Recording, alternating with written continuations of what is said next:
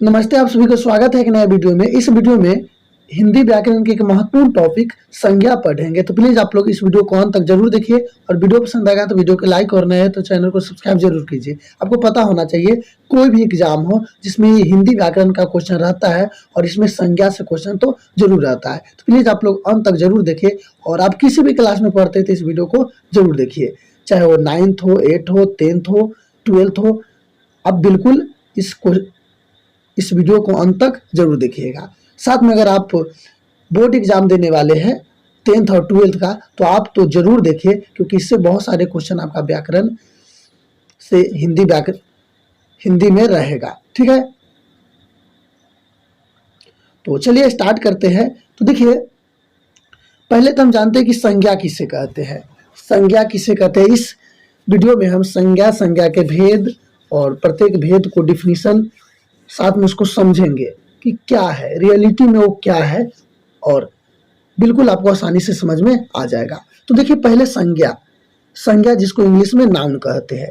तो समझिए, जो भी टेक्स्ट इसमें लिखा हुआ है काफी आसान है, एक बार पढ़िएगा तो आपको समझ में आ जाएगा। पहले समझने की कोशिश कीजिए और जो एग्जाम्पल दूंगा उसको बिल्कुल आप आसानी से समझिएगा, ताकि आपको किसी तरह के ऑब्जेक्टिव आसानी से बन जाए, क्योंकि ऑब्जेक्टिव में आपको डिफिनीशन नहीं पूछा जाएगा कि डिफिनीशन किसे कहते हैं। ठीक है,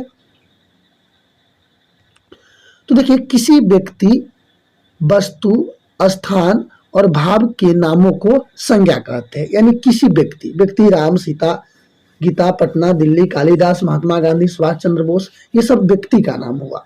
वस्तु, कलम, किताब, कुर्सी, टेबल, ये सब क्या हुआ, वस्तु का नाम हुआ। स्थान, पटना, दिल्ली, गुजरात, ये सब क्या हुआ, स्थान।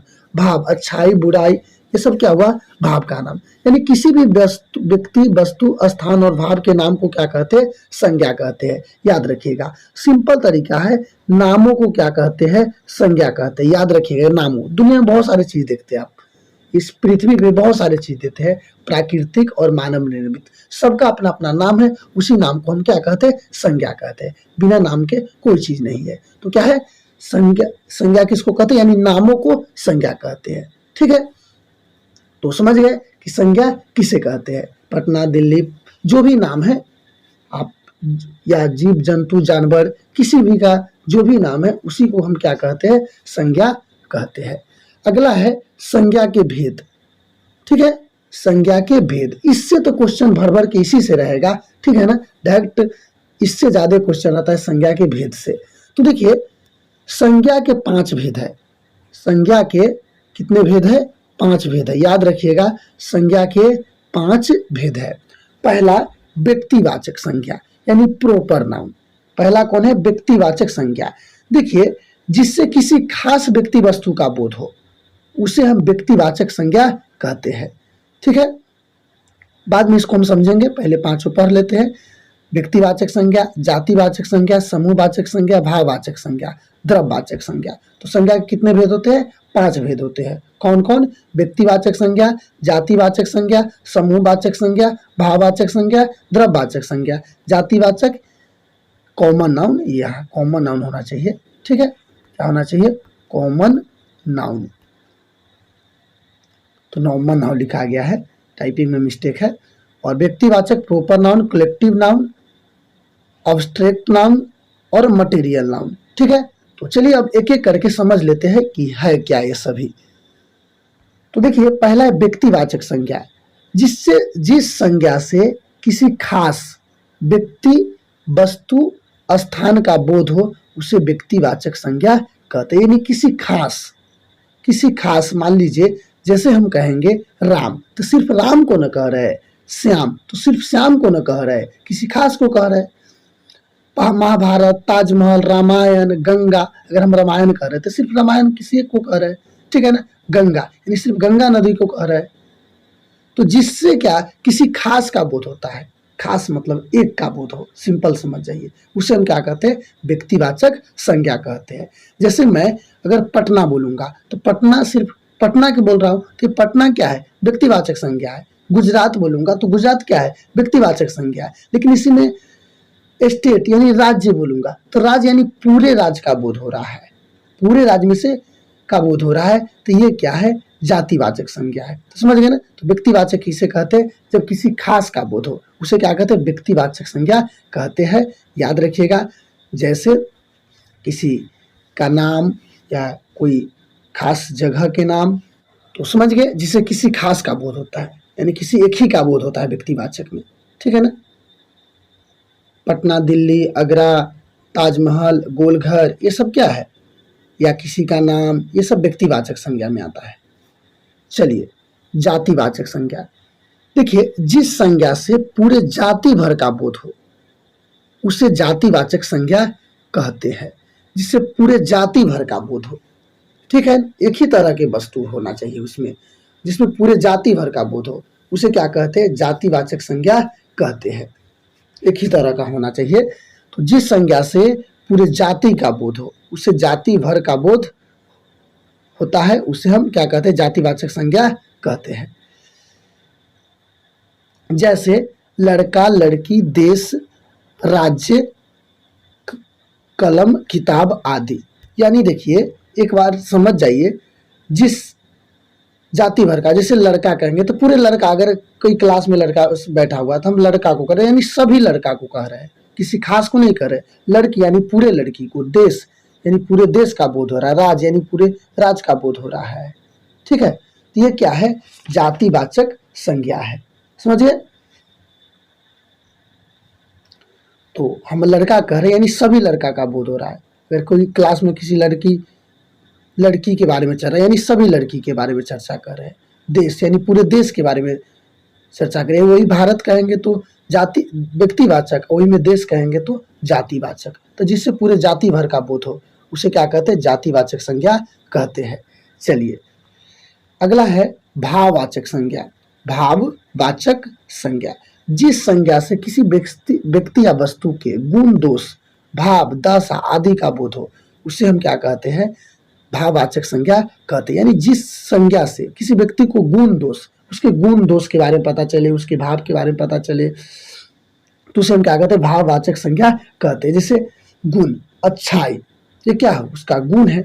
दोष, बुराई, ये सब क्या है? उसका दोष है। तो जिससे लिखावट, बुढ़ापा, बचपन, अच्छाई, बुराई, ईमानदारी, बेईमानी, ये सब क्या है? भाववाचक संज्ञा है। जिससे गुण दोष के बारे में पता चले, गुण, दोष, धर्म आदि के बारे में पता चले, उसे क्या कहते हैं? भाववाचक संज्ञा कहते हैं। समझ गए होंगे, अच्छाई, बुराई, ईमानदारी, बेईमानी, ठीक है, ये सब क्या है? भाववाचक संज्ञा है। तो मुझे उम्मीद है कि समझ में आता होगा। तो चलिए,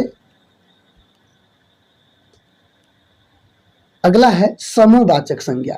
जिस संज्ञा से व्यक्ति या वस्तु के समूह का बोध हो, यानी पूरे समूह का बोध हो, उसे समूहवाचक संज्ञा कहते हैं। जातिवाचक में देखिए है कि एक ही तरह के व्यक्ति वस्तु होता है, लेकिन समूह में अलग अलग तरह के हो सकते, बस एक हो। जैसे मान लीजिए क्लास है, वर्ग है, तो लड़का लड़की अलग हो सकता है, कोई दिक्कत नहीं है। सिर्फ लड़के नहीं होगा, उसमें लड़का हो सकता है, लड़की हो सकती है, और एक, तो वही क्या है? वर्ग हुआ। सेना क्या हुआ? समूहवाचक झुंड, यानी भीड़। जैसे मेले गए तो उसमें भीड़ है, जो क्या है? समूहवाचक संख्या, उसमें लड़का, लड़की, बुढ़ा सब है उसमें। तो जिस संज्ञा से किसी व्यक्ति या वस्तु का समूह का बोध हो, दल क्या है? दल, जैसे मान लीजिए कोई टीम है, क्रिकेट टीम है, तो सब क्या है? एक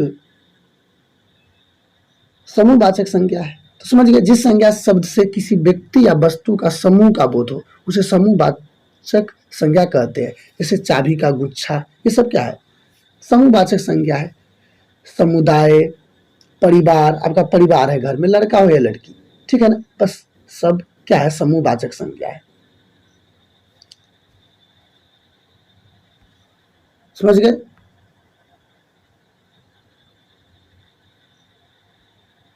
अगला है द्रव्यवाचक संज्ञा। क्या है? द्रव्यवाचक संज्ञा। तो जिसे हम माप या तौल सकते हैं, उसे हम द्रव्यवाचक संज्ञा कहते हैं। सिंपल तरीके है मापना और तौलना, मेजर और वेट। तो तो जिसको हम माप या तौल सकते हैं उसे द्रव्यवाचक संज्ञा कहते हैं। जैसे मान लीजिए, मापना समझ गए, पानी को मापते हैं। बहुत सारे बच्चे कहने जाते हैं, जैसे आप ही से बताइए, कमेंट करके ईमानदारी से बताइएगा कि अगर मान लीजिए आप तेल लेने जाते हैं तो क्या 1 लीटर तेल बोलते हैं या यानी 1 केजी तेल बोलते हैं? ईमानदारी से बताइए, कमेंट करके बताइएगा। बहुत सारे बच्चे 1 केजी तेल कहते हैं। नहीं, तेल को हम लीटर में बोलेंगे, और अगर आलू लेने गए तो आप केजी में बोलते हैं। जिसको तौलते हैं उसको केजी में, जिसको मापते हैं उसको ml, लीटर, इसमें बोलते हैं। ठीक है, तो जिसे माप या तौल सकते हैं परंतु गिन नहीं सकते उसे क्या कहते हैं? द्रव्यवाचक संज्ञा कहते हैं। पानी को हम क्या कर सकते हैं? माप सकते हैं। तौल नहीं सकते, माप सकते हैं। दूध को क्या कर सकते हैं? हाँ, दूध लेने जाते थे, 1 किलो दूध मांगते, नहीं, गलत बात, 1 लीटर दूध मांगिए। ठीक है ना। दही, सोना, चांदी, तेल आदि, आलू, प्याज, ये सब क्या है? दही को क्या करते हैं? इसको हम वेट करते हैं। सोना, इसको भी वेट करते हैं। चांदी, तेल को मापते हैं। आलू को भी वेट करते हैं यानी तौलते हैं। प्याज को भी तौलते हैं। तो समझ गए द्रव्यवाचक संज्ञा। गेहूं, आटा, चावल, दूध, दही, तेल, घी, ये सब क्या है? द्रव्यवाचक संज्ञा है। ठीक है, यानी जितना द्रव्य पदार्थ है वो द्रव पदार्थ है, और साथ में जो वस्तु है जिसको हम नहीं गिनते हैं वो क्या है? द्रव्यवाचक संज्ञा, जिससे सिर्फ माप या तौल सकते हैं। तो मुझे उम्मीद है कि आपको ये सभी समझ में आ गया होगा। समझ में आया तो वीडियो के लाइक, और नए हो तो चैनल को सब्सक्राइब जरूर करें, और किसी तरह से कोई समस्या हो तो कमेंट करके जरूर बताइएगा। तब तक के लिए इसको यहीं पे खत्म करते हैं। जय हिंद, जय भारत।